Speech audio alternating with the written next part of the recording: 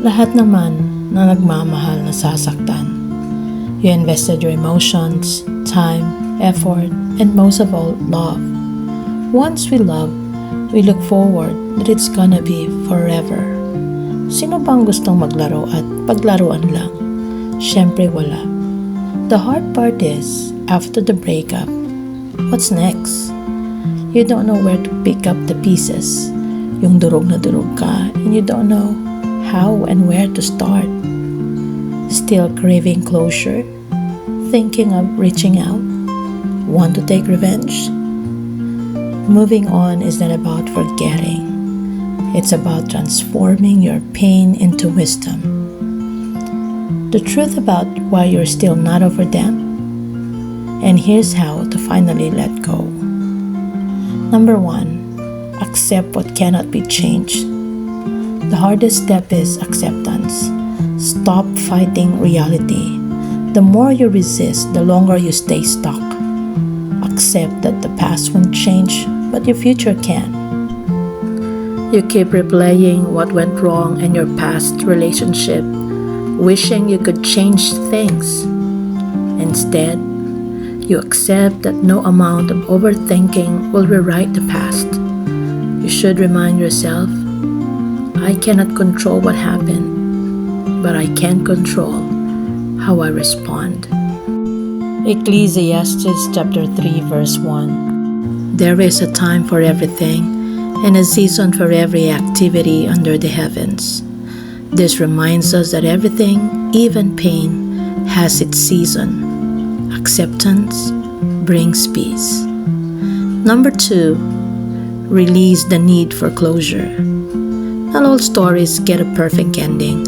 Sometimes, the only closure you need is realizing that you deserve peace even without an apology or explanation. A friend betrayed you, but instead of apologizing, they ghosted you.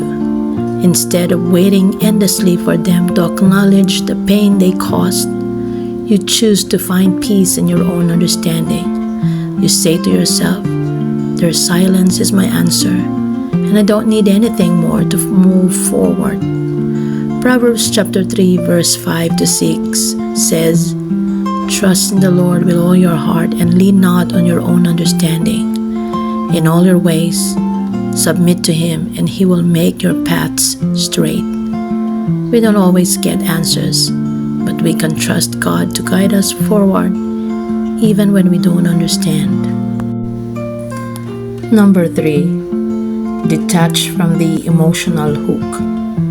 What's keeping you stuck isn't the person or situation. It's the emotions you've tied to them. Find new ways to fulfill those emotional needs without relying on the past.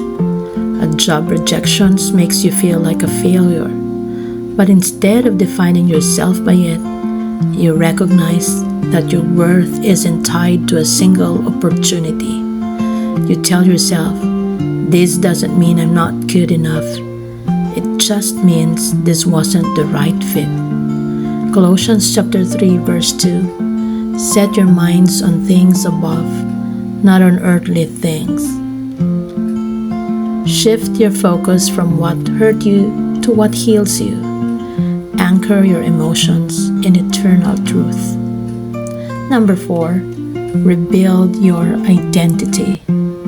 Pain often makes you forget who you were before. Reconnect with your passions, goals, and dreams.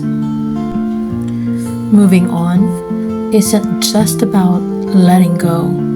It's about rediscovering yourself. After a breakup, you realize how much of your life revolved around the relationship. Instead of staying stuck in that version of yourself, you pick up old hobbies you neglected, like painting or hiking, and remind yourself who you were before them. 2 Corinthians chapter 5 verse 17. Therefore, if anyone is in Christ, the new creation has come. The old has gone. The new is here.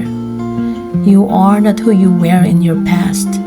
In Christ, you are renewed, whole, worthy, and loved. Number 5, redefine the meaning of your experience. You can let this pain define you, or you can let it refine you.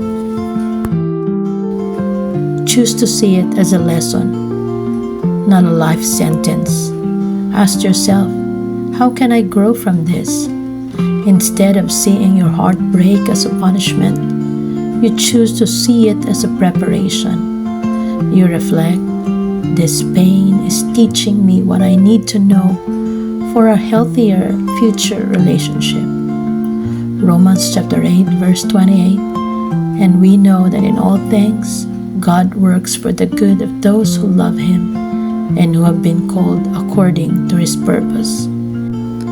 Even painful experiences can be used for good in God's hands.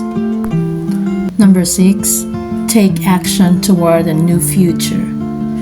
Moving on isn't a feeling, it's a series of actions. Start small, change your routine, meet new people, learn something new. Progress creates momentum. You feel stuck in grief over a lost friendship.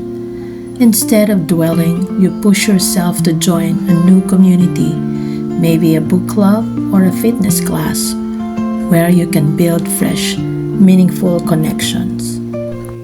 Isaiah chapter 43 verses 18 to 19 says, Do not call to mind the former things, or consider things of the past. Behold, I am going to do something new. Now it will spring up. Will you not be aware of it? I will even make a roadway in the wilderness, rivers in the desert. God is already preparing something new. You just need to walk into it. Number 7, forgive, not for them, but for you. Forgiveness isn't about excusing the past. It's about freeing yourself from it. You don't have to reconcile. You just have to release the hold it has over you. A family member deeply hurt you, and they don't seem remorseful. Instead of carrying the resentment that poisons your own peace, you whisper to yourself, I release this burden. They don't deserve my energy, but I deserve my peace. Ephesians chapter 4 verses 31 to 32. Get rid of all bitterness. Be kind and compassionate to one another, forgiving each other, just as in Christ God forgave you. Forgiveness doesn't mean they were right. It means you're choosing peace over poison. And there's always a time for everything. Number 8, be patient with yourself. Healing isn't linear. Some days you feel like you're back at square one. That's okay. Trust that each step forward, no matter how small, still counts.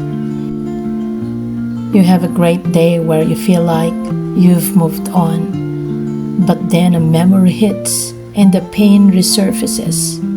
Instead of feeling like you've failed, you remind yourself, healing isn't a straight line. I'm allowed to have hard days, and they don't erase my progress. Psalms chapter 147, verse 3. He heals the brokenhearted and binds up their wounds. Healing takes time, and God is with you in every step, binding your heart piece by piece. Moving on isn't about forgetting. It's about shifting your perspective and taking back control, one step at a time. At the end of the day, moving on isn't about getting over it. It's becoming whole again, and you will, one step at a time.